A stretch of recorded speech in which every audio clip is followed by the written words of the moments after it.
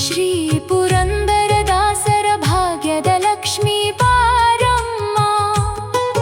ಆ ದಾಸರ ಹಾದಿಯಲ್ಲಿ ನಾವು ಹಾಡುವೆವು, ಭಕ್ತಿಯಿಂದ ಪೂಜಿಸುವೆವು, ಅಷ್ಟೋತ್ತರ ನಾಮ ಜಪಿಸುವೆವು, ಕುಂಕುಮಾರ್ಚನೆ ಮಾಡಿ ಮರದ ಬಾಗಿನ ಅರ್ಪಿಸುವೆವು. ಶ್ರೀಲಕ್ಷ್ಮೀ ವರಮಹಾಲಕ್ಷ್ಮೀ ಬಾ